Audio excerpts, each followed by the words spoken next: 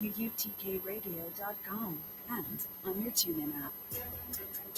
It's Wednesday, time for Rock Solid Sports. Pitch hit high in the air in the left field, and that ball is gone. Jordan Beck has given Tennessee the lead. Christian Scott, a leap at the fence. He robs a home run. Sponsored by Fieldhouse Social, the modern sports bar next to campus at University Commons. FieldhouseSocial.com. Ben Joyce kicks and delivers. Strike three. Rock Solid Sports, the only show with a home field advantage for UT Athletics. Here's tonight's host.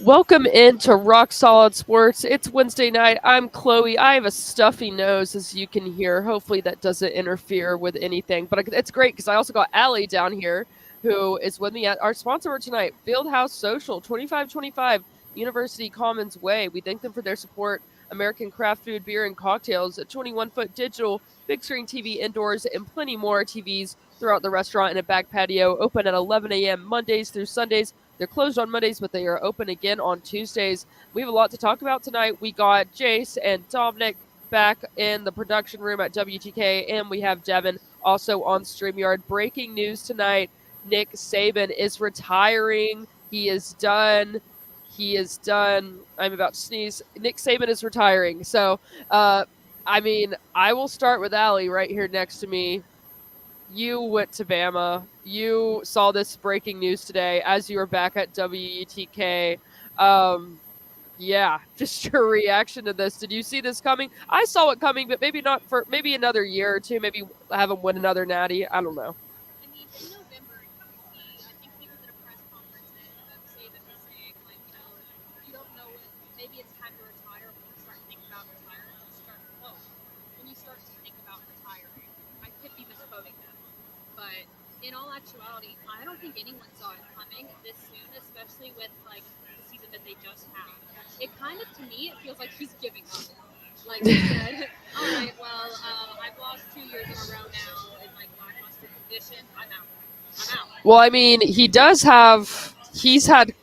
obviously had quite the career there. So he had kind of an amazing career, and I mean, I will say I did spend my 1 year backing him, but he does have talent as a coach, and I wish he would stay for more, but I'm kind of excited to see where this takes Alabama now, who's going to become the new head coach, and maybe it's going to be a whole new team, I feel like. it's going to be interesting for sure. They're going to have to change a lot of stuff. Obviously, Nick Saban created a huge culture there. Also, Tennessee basketball starting off versus Mississippi State. Falls ahead 8-7 early in the first half. We will keep you updated with that as well. I'll kick it back to the studios, guys. Your initial reaction on Nick Saban retiring? It's unbelievable, to be quite honest. I did not expect it to be coming so soon. It got to a point with Saban where it didn't feel like he'd ever retire. Because I feel like if he was going to retire, it was going to be like 2 years ago. So starting to leave, he was just going to go until he died. And he did not. He retired kind of out of nowhere. I don't really think too many people saw this coming, especially now after him losing in the playoff.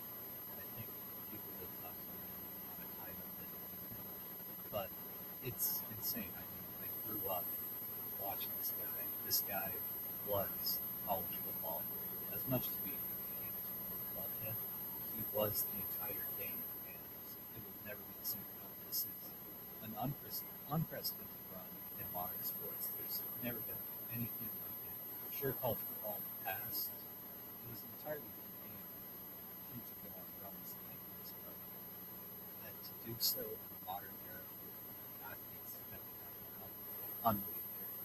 Yeah, it was just kind of, playing Alabama every year. You're not just playing Alabama. You're playing Alabama and Nick Saban.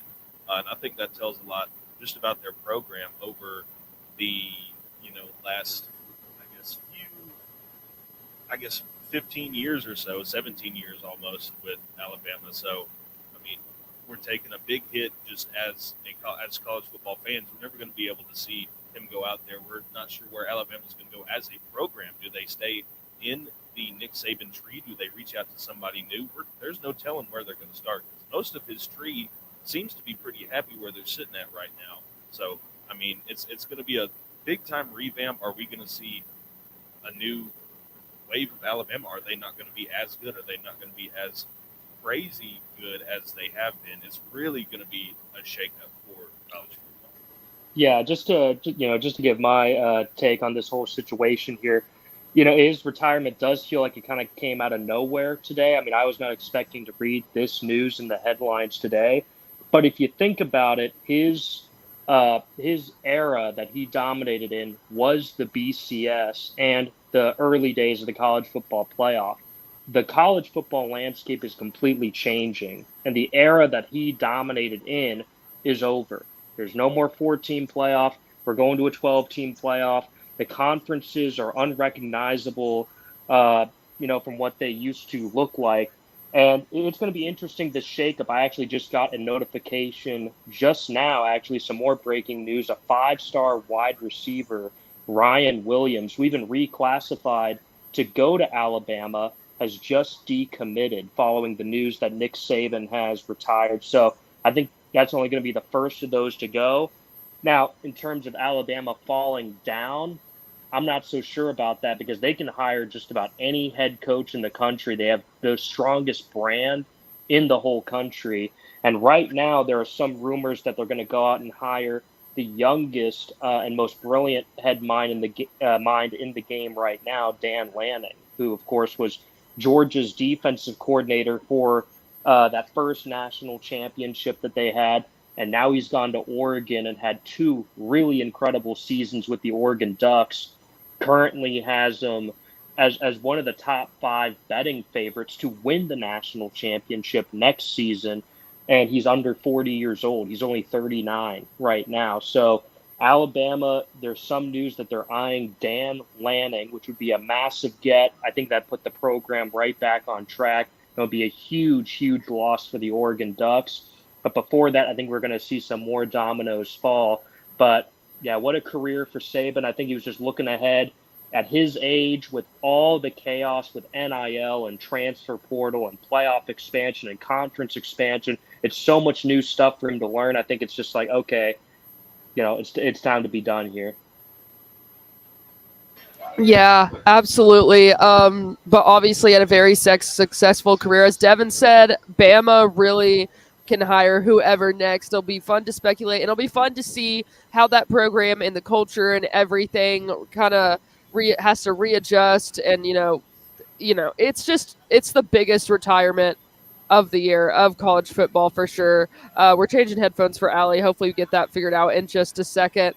But yeah, absolutely for sure. On the other topic of football, the national championship we were talking about on Monday, it started as we were watching, but Michigan was ahead of Washington, and they won the game 34-13 in Texas.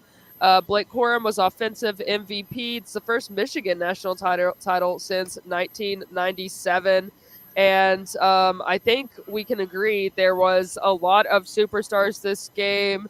Kind of felt bad for Penix there at the end, taking all those hits, but obviously he's had a great season. I think he would say it was probably worth it. Obviously, you want to win the national championship, but a lot of great things from all these players in this game. What did you guys see? Any comments on the national championship and Michigan or Washington? It's very interesting to see no one win the national title, knowing that Michigan will have to vacate this title probably no more than about 3 months. So enjoy it while you can, Michigan fans. But, obviously as a ball fan, not very happy to see Michigan win, knowing that there's a pretty likely possibility they gave South Carolina a hard way. I full on believe in that conspiracy. I think it's real. And I hate Jim Harbaugh. I hate Michigan. Very disappointed to see him win. But the game itself had its fun moments. Nonetheless, it was almost like watching a Vols game with a bit of terrible holding calls here and there that really changed the outcome or potential outcome of this game. But yeah, we certainly saw a much better game at the Rose Bowl, and that was a lot of fun. This one, because it seems to happen in this playoff where there's a lot of games that just freaking fall flat. And I think that we're going to see that trend continue on as we see more games and see more violence. Yeah, you bring up a really good point of how like these semifinal games are always great. I mean, we saw that Rose Bowl several years back between Georgia and Oklahoma go into OT before ended up being 20. That I will say that championship game was good. The one that was between Bama and Georgia that went to OT, that was awesome. But over these last few seasons, I mean, it's been double digit, if not like 3-4 score wins for these national champions, and it is getting a little bit out of hand. Last year you take a look at it, that TCU team, of course, they're on an all-time heater. I mean, we're probably never going to see a team like that make it that far. At least in my opinion, they shouldn't.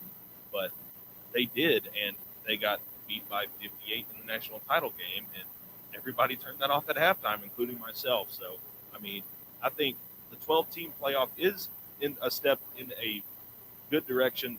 Maybe get more people staying for bowl games in the light of that, maybe not transferring out too soon. But competitiveness, I'm not sure how that's really going to change too much. I mean, usually those top four are the top four for a reason. So, I mean, that's a thing. Another thing after this one, where are we going to see Harbaugh go? Is he going to be staying in Michigan? I know he hinted at that after the national title win, just immediately during the trophy ceremony or something like that. But, I mean, that Chargers job is open. More NFL jobs are open, and one just opened up in Seattle earlier today that we'll get into at some point later. I mean, the opportunities are endless for him to go up to that next level and finish what he didn't finish in San Francisco. Yeah, and it's going to be an interesting off season for both of those teams. Obviously I was rooting for Washington, of course. I think most people were, unless you were a Michigan fan, just because the Huskies were the underdog. And sadly, this Washington team is going to go through a lot of changes next year. This really, to me, felt like their best chance to win a national title because all this talent, they're going to lose pretty much all of it. And recruiting wise, they've done okay, but not really the same, not even really close to the same level as some of the other top tier teams. And transfer portal, they haven't done a huge amount in either. So I'm holding out hope for the Huskies because they've got one of the best head coaches in the whole game. But at the end of the day, it's unfortunate because this was really their golden opportunity to go win this one. But the same can be said for Michigan. I think they'll take a huge step back next year, regardless of whether Harbaugh comes back or not, just with all that they're losing. In terms of how the game went, I thought it was a fantastic game up until the fourth quarter. I mean, it was a one-score game the whole way. Both defenses were stepping up. Both quarterbacks were missing their targets quite a bit. So it was a really good game. The score of this game does not indicate how good this national championship was, in my opinion. And really, I think we had one of the best playoff, 3 games in terms of quality that we've had ever in the semifinals and championships. So I was really, really impressed by that. At the end of the day, it was unfortunate for all those players and that the Huskies couldn't get their ground game going because Dylan Johnson was sadly still hurt quite a bit and Penix was pressured. Michigan did a really good job of forcing Penix to read through his progressions much more quickly than he's had to do all season. So overall, hats off to the Wolverines defense. I think they had a lot of things helping them out. I think the ACC referees, I know Dom mentioned it earlier, but I think they allowed quite a bit of contact in the defensive backfield. I think they allowed the receivers and the defensive backs to play really physical without throwing too many flags. But at the end of the day, Wolverines deserve to be the champions. They were the best team this year, so it's good for them. And this national championship was a very popular one. It averaged over 25 million viewers, which was the most since before the COVID year. So college football is heading in a good direction. As long as new teams are getting in, that's adding in more excitement.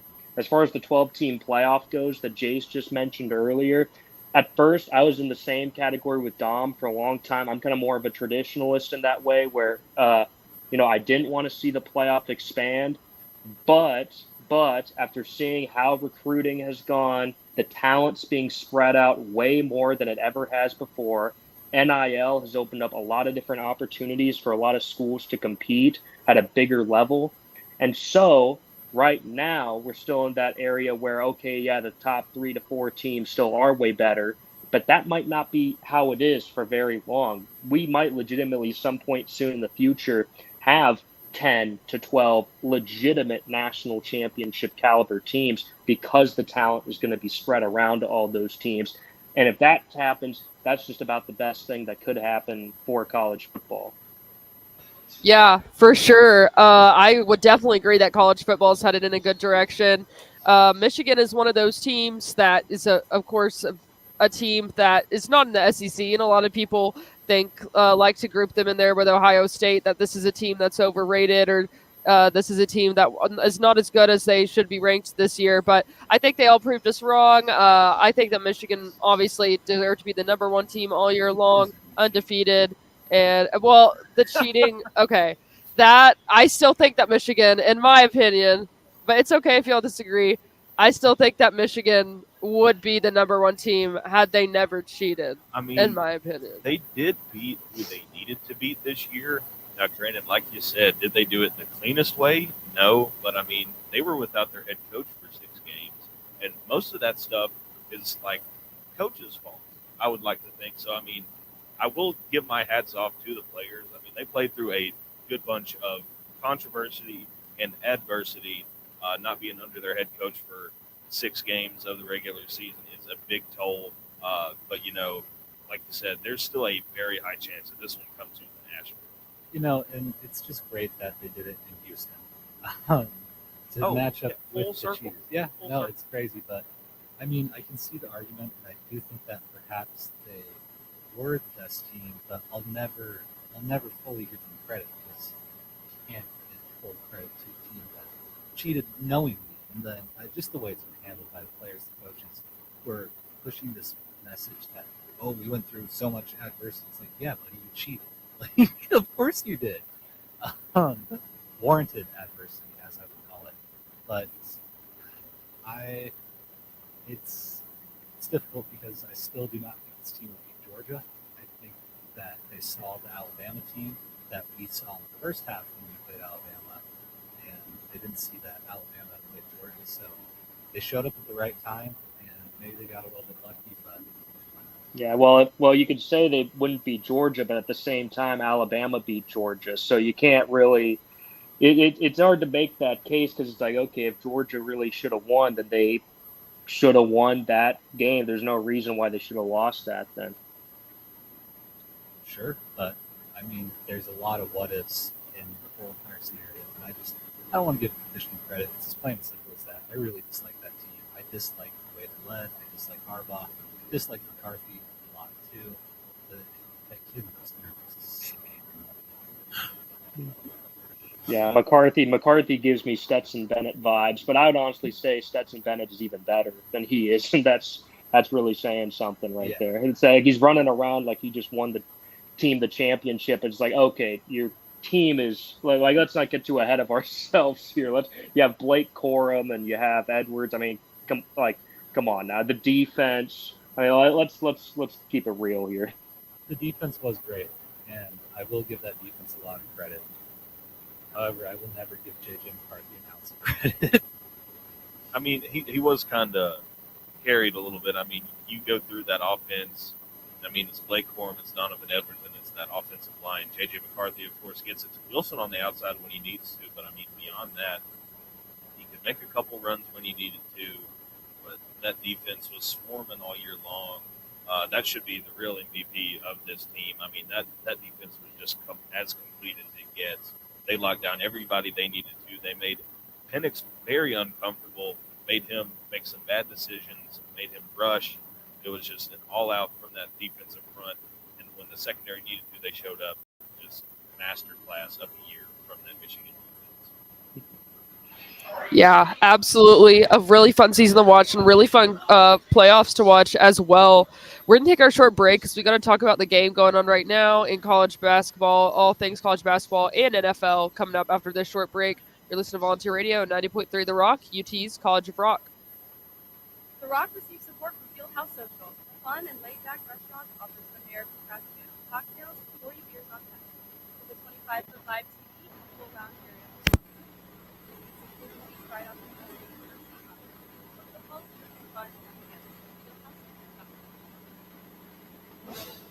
Volunteer Radio takes the UT Athletic Department and the men's basketball program to their support. Coach Barnes' 9th season on the Summit includes home games in Kentucky, Baylor, and more at allballs.com. Student ticket info and login is at bigorangetakes.utk.com. That's TIX. Volunteer Radio says, go Balls basketball. The Rock thanks Knoxville Ice Cream Southern Professional for their support. Their 2023-24 home ice season from October through April includes games with Fayetteville, Huntsville, Roanoke, and more at the Civic Coliseum downtown. Single game and season tickets at KnoxvilleIceBears.com.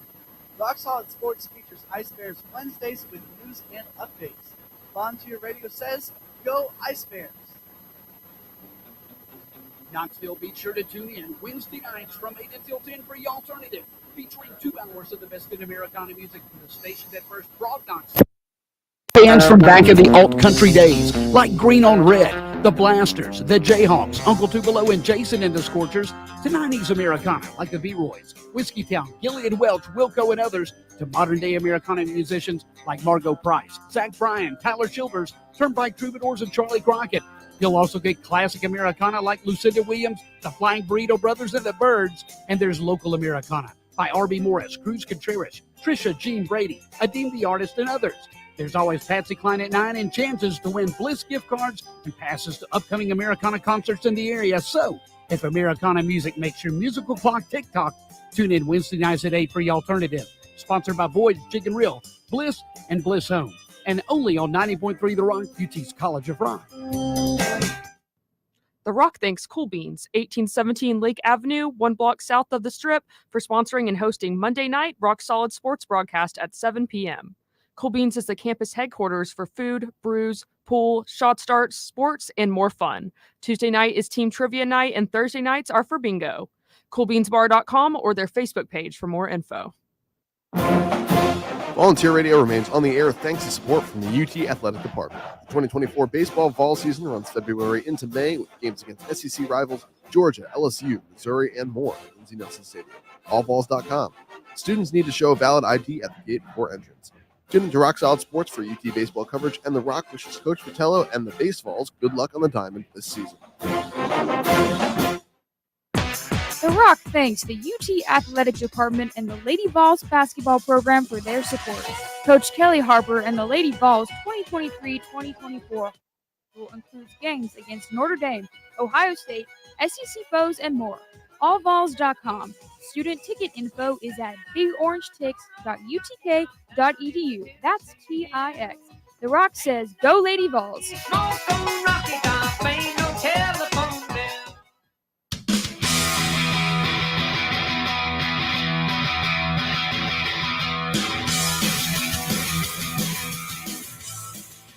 Welcome back into Rock Solid Sports. We're sponsored by Fieldhouse Social. I'm Chloe with Alli down at Fieldhouse Social, 2525 University Commons Way. We thank them for their support. American craft food, beer, and cocktails, a 21-foot digital big screen TV indoors, which we are using to watch the Mississippi State basketball game right now, and plenty more TVs throughout the restaurant and a back patio, open at 11 a.m. Wednesdays through Sundays, closed on Mondays. They're open again on Tuesdays, and right now, that basketball game is underway. It is down in Starkville, Mississippi, and the Vols are currently behind 16-13. About 8 minutes left in the first quarter.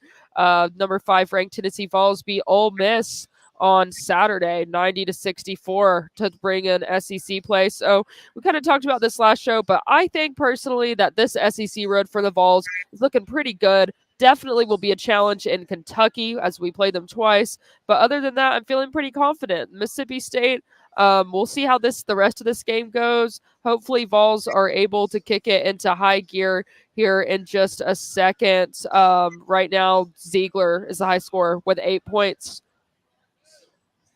I know you said something about the SEC on the road maybe not being that hard. I kind of feel it's going to be the opposite this year. I mean, there's teams from top to bottom. Maybe you take out Vandy, who's of course not that great. Beat us once last year somehow, but again, not great this year. It's a pretty loaded SEC, I guess, conference this year.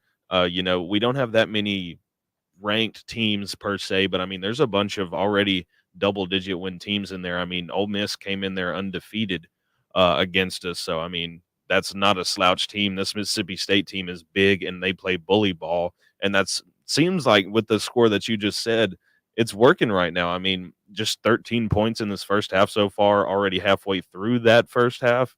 It's not the greatest. I mean, especially with this team that can put up 90 like we saw on Saturday. Yeah, this is a Tennessee team that's been putting up a lot of points lately, so a bit concerning to see them not doing so early on here in Stark Vegas. But I'm sure this team will turn it around. Mississippi State is not that great of a team unless we've just all been sleeping on them this year. But the SEC is going to be a really interesting road. I do think it will actually be easier than last year. Not to say it's going to be easy, but Texas A&M doesn't seem as good as they seemed last year. Arkansas seems to have fallen off a cliff. Auburn, they're starting to look like them old selves again.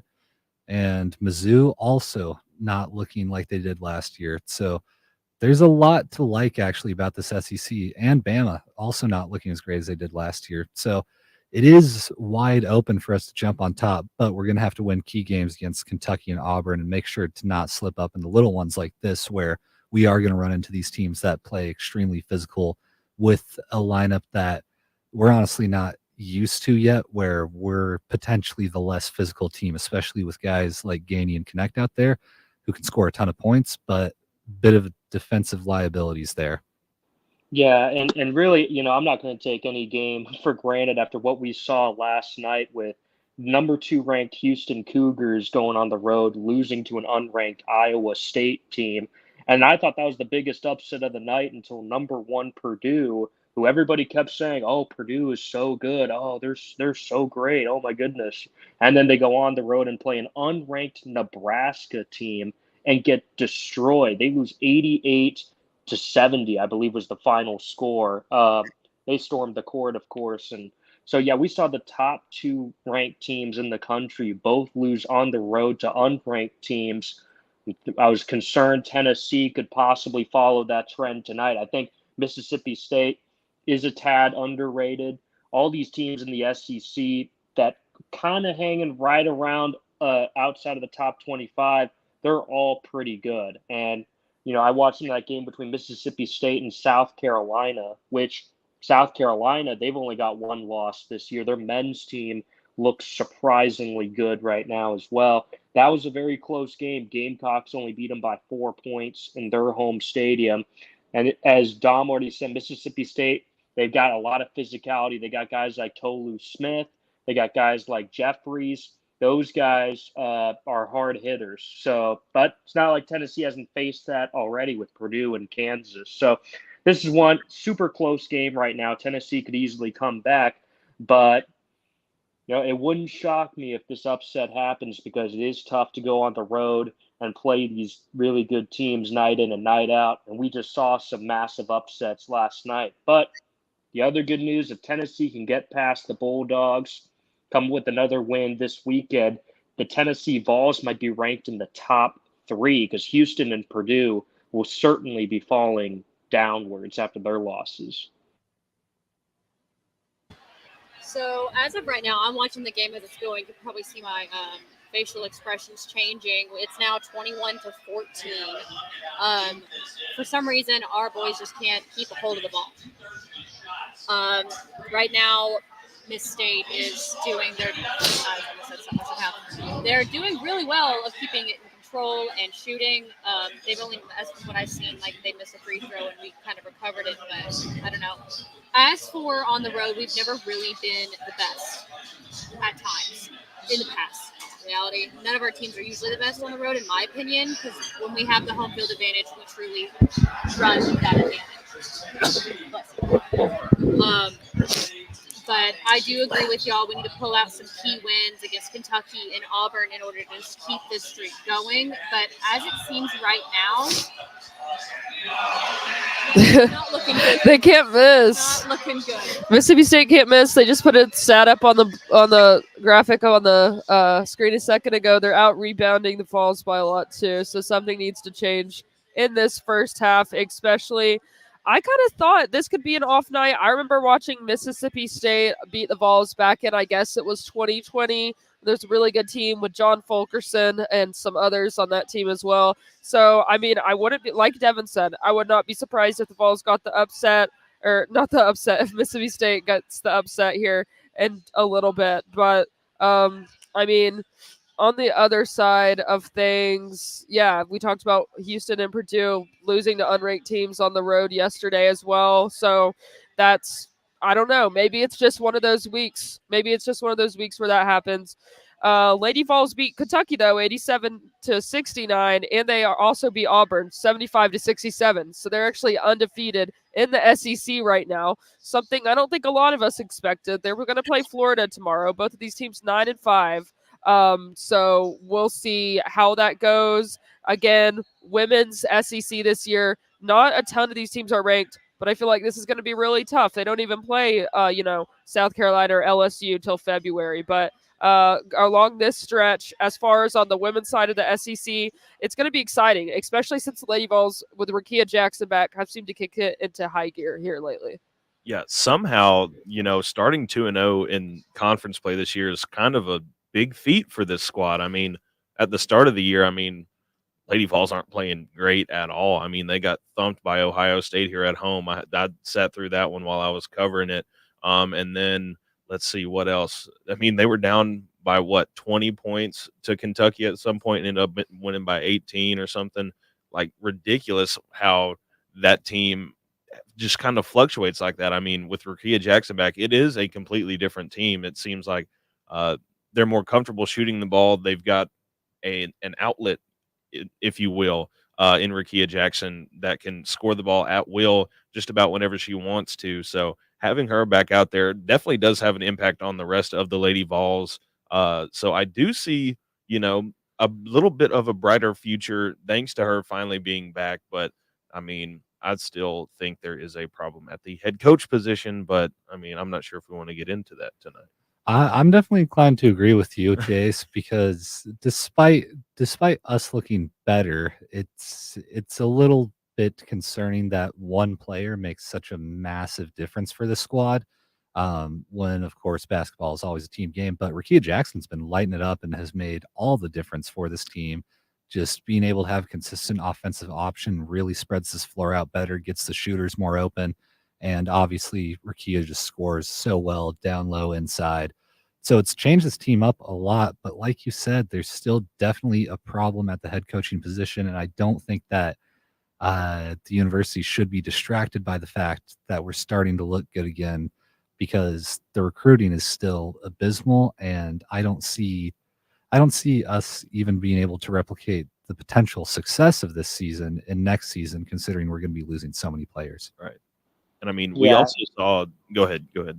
Oh, yeah, sorry. No, I was just going to say, yeah, I mean, with Rakia, I'm also extremely impressed by her rebounding. I mean, she's a rebounding machine as well. And that's one thing Pat Summitt stressed quite a bit: rebound, rebound, rebound. But the team, yeah, they are struggling as a whole. I thought there was going to be some other players like Carolyn Striplin, who really seemed like she was stepping up and playing really well. Powell as well, Spear playing really, really well. But they're just kind of inconsistent. Rakia is the one consistent force this team has. And so far it's been working. I was very impressed by the Auburn win. That was a huge, huge season-changing win to go on the road, beat the Auburn Tigers. And then, yeah, they did what they had to do against Kentucky. Hopefully they can do what they have to do against the rival Gators, who have looked pretty solid this season. But fortunately, the team, it's very fortunate they don't play LSU and South Carolina in February. Thank God, because the team can get ready for those teams. If they had to play them right now, I don't think it would go so well. But they keep building up wins, building up momentum. they could possibly have a chance of taking those teams down, depending on how they look against these other lower competition teams. But you guys are right. You've nailed it. Tennessee Lady Vols still heading in not quite the direction that they want to head in. I mean, we really should be at the exact same level South Carolina is. There's no reason why they shouldn't be. So we've got the brand, we've got the money. We had Pat Summitt as head coach. I mean, come on, there's really no reason why we shouldn't be in the same spot there. So I'll kick it back to you, Jace, to say what you had to say there. But I just wanted to say that I think this team will wait out how this season goes, because I still like Kelly Harper a lot as a person. I want to see her succeed. Well, we'll just have to see how the season shapes out. Yeah, I mean, I kind of forgot what I was going to say, but you bring up a good point of the brand that is the Lady Vols. I mean, like I think last year, I don't think there was a single recruit in that class. And, especially with this brand of basketball where, we're so used to seeing Lady Vols bring in these blue chip players come in and make a real impact, like it did in the 90s and the 2000s when we saw Candace Parker come through. It's just like something's fading in that program right now. And like, we need to jump on it before like that light just fades away completely. And that program is going to be left in the dust. I mean, I kind of feel like we might need to get out of the headspace of, we need to hire within the tree that is Pat Summitt. I mean, yeah, it's good to have people come back home and lead a program, but if that's not your best option and there's a better coach out there that you can pay the surely enormous amount of money that is within or that is endowed with that program, you can make things happen here and happen fast. I mean, 8 championships speaks for itself. I mean, there's only been 43, 42 national championships in women's basketball total, and we have 8 of them. Maybe that's saying something, but really it feels like we aren't taking advantage of that fact.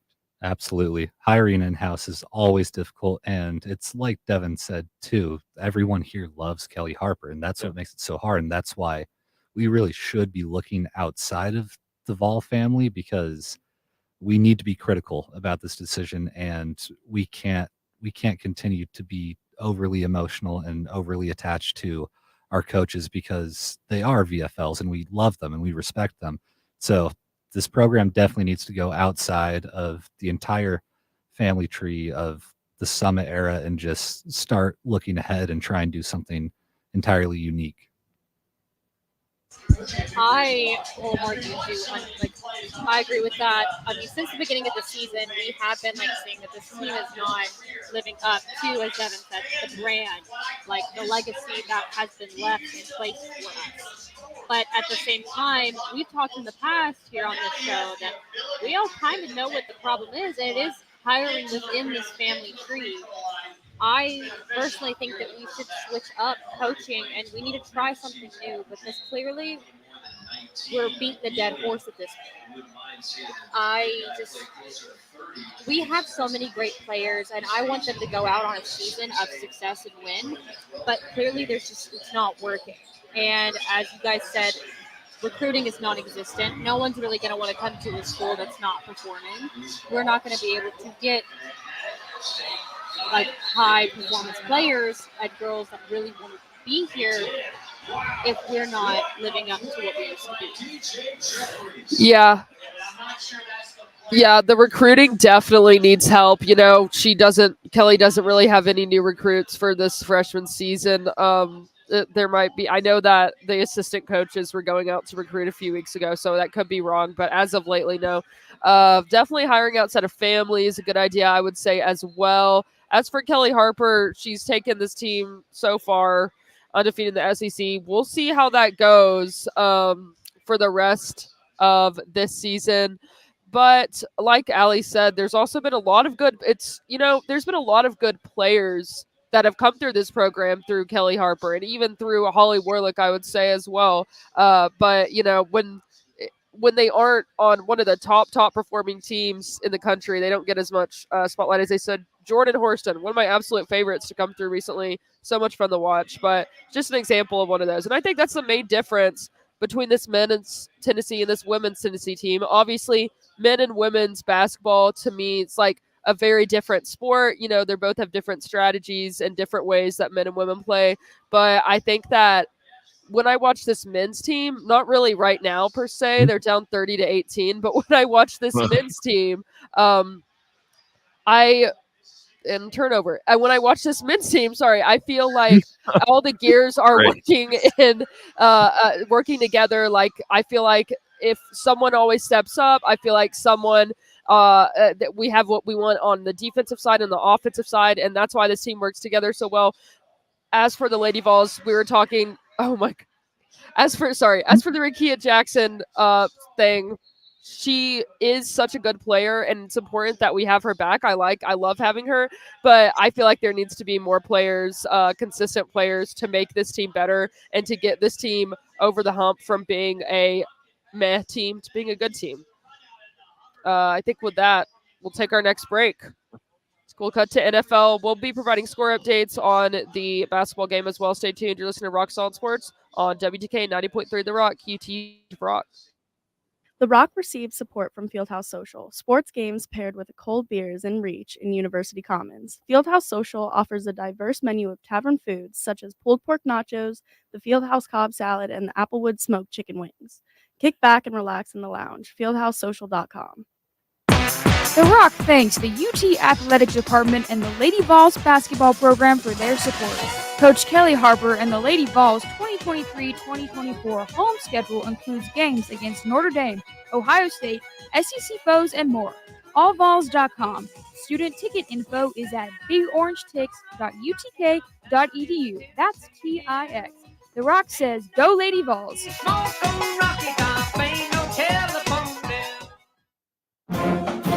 Volunteer Radio remains on the air thanks to support from the UT Athletic Department. The 2024 baseball fall season runs February into May with games against SEC rivals Georgia, LSU, Missouri, and more at Lindsey Nelson Stadium. AllVols.com. Students need to show a valid ID at the gate before entrance. Tune into Rock Solid Sports for UT baseball coverage, and The Rock wishes Coach Vitello and the Base Vols good luck on the diamond this season. WUTK thanks the UT Athletic Department and the Lady Vols basketball program for their support, and we wish Coach Kelly Harper and the team good luck this season. The Lady Vols' next home game versus Florida, Thursday, January 11th at Thompson Bowling Arena at Food City Center at 7 p.m. Student ticket requests are at bigorangetics.utk.edu. That's TIX. General public tickets are at allvols.com. Volunteer Radio says, "Go Lady Vols, beat the Gators." The Rock receives support from Cool Beans Bar and Grill, the Rock's Monday night spot for rock solid sports live broadcasts fall and spring semesters. Cool Beans has been Knoxville and UT's source for food, beer, and fun for over 20 years. Open 7 days a week on Lake Avenue next to campus. CoolBeansBar.com. The Rock thanks the Knoxville Ice Bears Southern Professional Hockey League team for their support.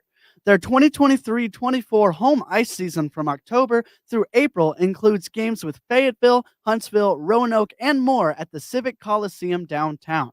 Single game and season tickets at KnoxvilleIceBears.com. Rock Solid Sports features Ice Bears Wednesdays with news and updates. Volunteer Radio says, "Go Ice Bears." Volunteer Radio thanks the UT Athletic Department and the men's basketball program for their support. Coach Barnes' 9th season on the Summit includes home games against Kentucky, Vandy, and more at Thompson Bowling Arena. AllVols.com. Student ticket info and login is at bigorangetics.utk.edu. That's TIX. Volunteer Radio says, "Go Vols basketball." Knoxville, be sure to tune in Wednesday nights from 8 until 10 for The Alternative, featuring 2 hours of the best in Americana music from the station that first brought Knoxville music by bands from back in the alt country days, like Green on Red, The Blasters, The Jayhawks, Uncle Tupelo and Jason and the Scorchers, to 90s Americana like the V-Roys, Whiskey Town, Gillian Welch, Wilco, and others, to modern-day Americana musicians like Margot Price, Zach Bryan, Tyler Childers, Turnpike Troubadours, and Charlie Crockett. You'll also get classic Americana like Lucinda Williams, the Flying Burrito Brothers, and the Byrds. And there's local Americana by R.B. Morris, Cruz Contreras, Trisha Jean Brady, Adim the Artist, and others. There's always Patsy Cline at 9 and chances to win Bliss gift cards and passes to upcoming Americana concerts in the area. So, if Americana music makes your musical clock tick-tock, tune in Wednesday nights at 8 for The Alternative. Sponsored by Void Chicken Grill, Bliss, and Bliss Home. And only on 90.3 The Rock, UT's College of Rock.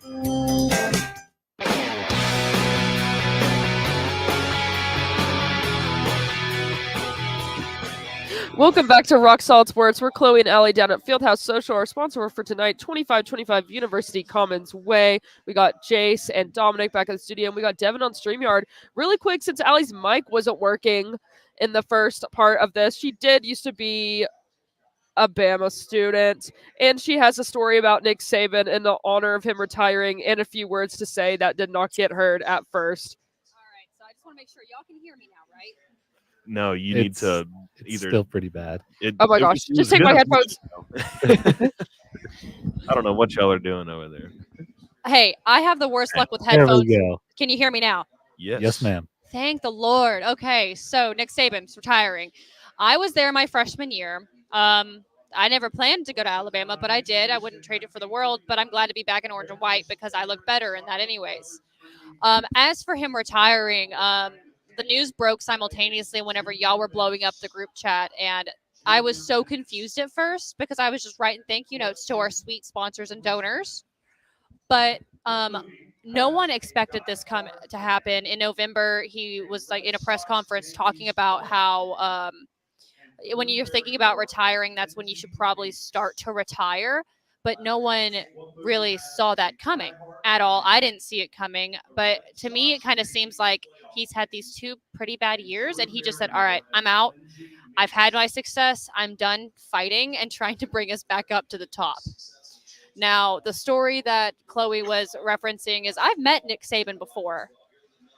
I met him my freshman year when I was in Gainesville for the Florida-Alabama game during their version of like the Walk of Fame. And there was a Florida fan. I was in like I was the only like Alabama girl in the crowd per se with like my friend that I went down with. So I'm in like crimson, white, a little bit of pink, and a Florida fan sees the football team walking down, and I just feel like maybe just like a 6'5" large man just knocked me down. I slid across the asphalt 5 feet away from Nick Saban. He helped me up. He talked to me. The fan got like taken away or something. I don't really know what happened to him. They're like, do you want to press charges? I said, no, I'm okay. I had like my skirt was ripped. I had blood going down my legs, and I was just standing there like awe because he helped. He's a sweet man. I do hope the best for him. But in saying that, down with the tide. It is time for a new era. And I'm really hoping that from here on out, they're never going to be the team they once were. I mean, I guess you know what you get whenever you do wear that crimson and white now, you know. I mean, if there's a lesson learned there, I mean, of course the dude is like 3 times your size, so, you know, things like that happen, but shouldn't have happened, but, you know. Hey, you made it for a great story. Oh, absolutely great story, but I mean, well, what a story. And I mean, unfortunately, I guess we all do bleed crimson red. I did that day. Unfortunately. Wow. Yeah, Florida fans consistently horrible people. They're so mean. They're so mean. I was getting like yelled at the entire time I was at that game too. But anyways, let's move on to segment 3. Well, you guys probably can't hear me as well. I'll talk into this right here. I'll talk into this.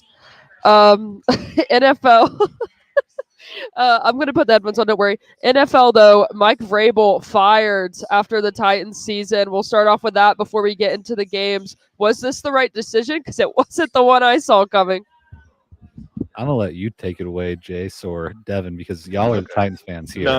I'm not a Titans fan. I am a Titans viewer. I am a connoisseur. I am a fantasy football fan. If you get what I'm saying, I'll root for my boys. Like Derrick Henry held it down again, but I don't think this is the greatest plan of action for the Titans.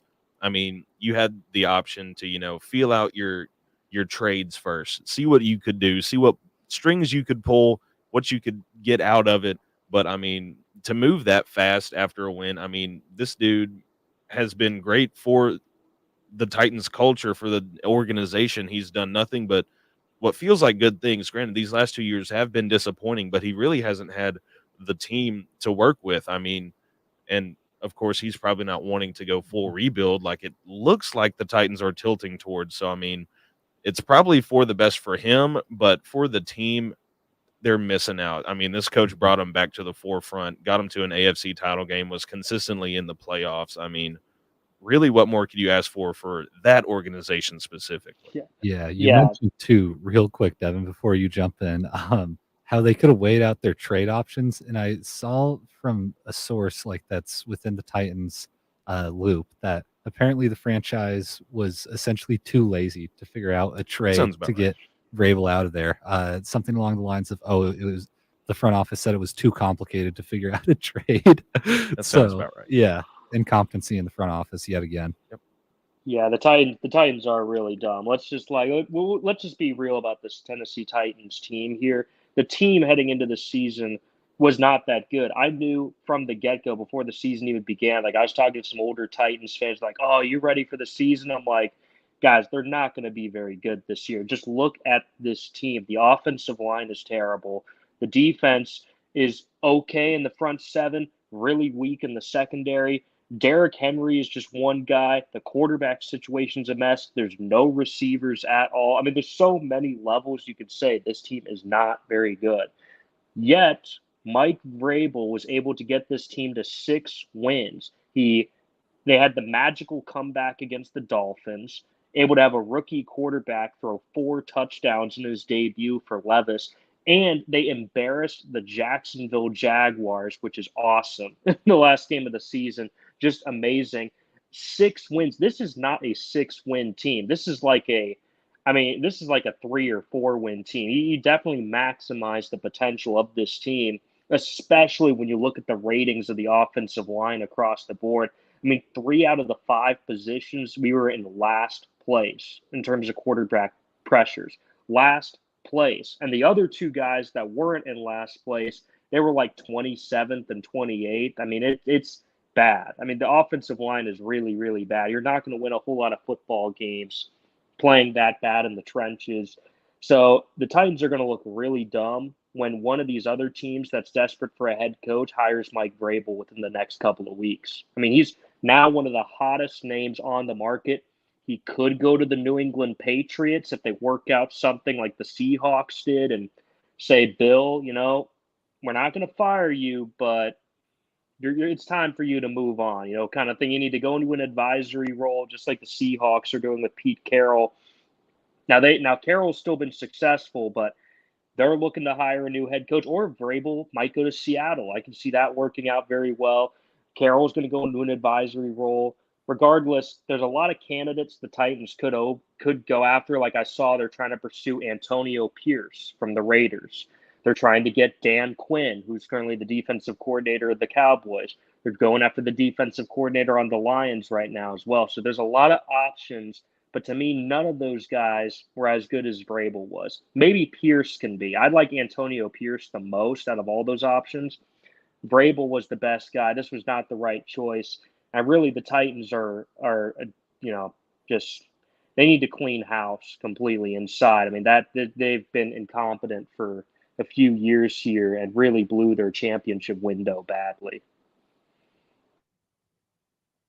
Yeah, for sure. This really, like I said, a bunch of things moving around right after the regular season ends right now. Just a lot. But Mike Vrabel, definitely not expecting that one. By the time we have, it is wild card weekend. We got the Browns at the Texans, Dolphins at the Chiefs, Steelers at the Bills, Packers at Cowboys, Rams at Lions, and the Eagles at the Buccaneers. What matchup? Everyone pick a matchup that you will most definitely be tuning into. Which one most intrigues you? Which one do you think will get an upset? Choose the prompts. Let's go around. I want Goff and Stafford. That's my pick. It's going to be a fun one with Detroit and the Rams. I mean, interesting matchup in terms of where these two franchises have been at. LA had a Super Bowl not that long ago with Stafford, who we all know was on the Lions for a long time. And now Goff has the chance to upset the Rams, turn the whole script around. Maybe everyone can come out winning. with that trade. So really, really interesting matchup there, especially with how those two teams operate. And LA and Detroit could not be two more different cities. So really excited to see how that one plays out. I think that's the big one for most people. That one, for me, I'm gonna go with Browns at Texans. Flacco-mania. Yes, Flacco has been playing out of his mind as for these last few weeks. Has this team looking completely revamped, looking ready and raring to go for these playoffs. And of course, Houston has the great CJ Stroud with a young team, a young head coach, a young OC, just blowing expectations out of the water. These two teams feel like polar opposites. You got veterans on one side, you got rookies and young guys on the other. Should be a really, really fun matchup. Yeah, you guys took the two best matchups, of course. So I'm going to say the third best matchup, which unfortunately, well, anyways, I'll just say Dolphins and Chiefs, fantastic matchup there. Sadly, the NFL put the game on Peacock, which NBC paid, I think, over $100 million, something crazy like that, to put that one game on Peacock. Huge mistake by the NFL. Fans are not going to be very happy with that, and that was a bad decision by the NFL.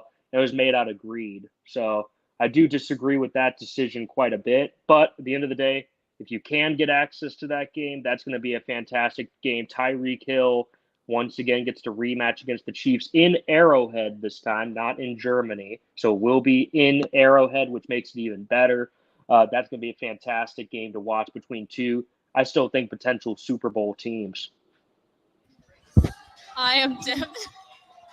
I definitely agree with you, Devin. I'm looking forward most to the Dolphins at Kansas City. I mean, we've all saw that Travis Kelce took a step back at the past game against, I think it was the Rams. Am I correct? I'm not sure who they even. No, wait. I don't remember who it was. I don't remember who it was. Yeah, I'm not even sure. Out in order to because he wasn't there for practice, didn't think it was fair, didn't think it was a smart decision. Oh, The Chargers. That was my apology. That's right. They won by a point. Yeah. Slay. They still an LA team. I'm excited for this game coming up because both teams are 11-6 at the moment. I think it'll be interesting. Me as well. Definitely, I'll pick Steelers and the Bills. Two teams that have intrigued me this year. The Steelers really at the end. The Bills really unpredictable. So I'm excited for this one. It's going to be exciting. And yeah, with that, I think that'll do it for our show. We'll see you on Friday. Stay tuned. The Alternative is up next from Jace, Chloe, Dominic, Devin, and Alli. Thanks for tuning in. We'll see you Friday.